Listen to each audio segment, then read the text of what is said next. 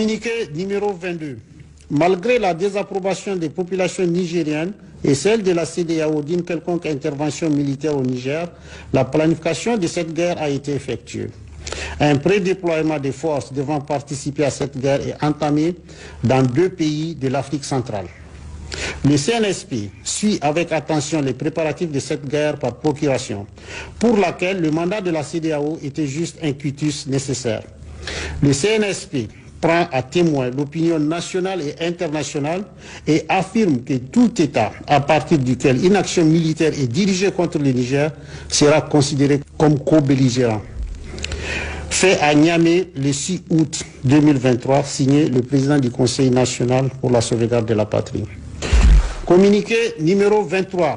Face à la menace d'intervention qui se précise à travers la préparation à partir d'un pays voisin, l'espace aérien nigérien est fermé à compter de ce jour, dimanche 6 août 2023, pour tous les aéronefs jusqu'à nouvel ordre. Toute tentative de violation de l'espace aérien national fera l'objet d'une riposte énergique et instantanée. Fait à Niamey le 6 août 2023, signé le président du Conseil national pour la sauvegarde de la patrie. Communiqué numéro 24. Le Conseil national pour la sauvegarde de la patrie informe l'opinion publique nationale et internationale que des informations concordantes actuellement en sa possession indiquent que des forces d'une puissance étrangère s'apprêtent à agresser le Niger et son peuple, en coordination avec la CEDEAO et des groupes armés terroristes.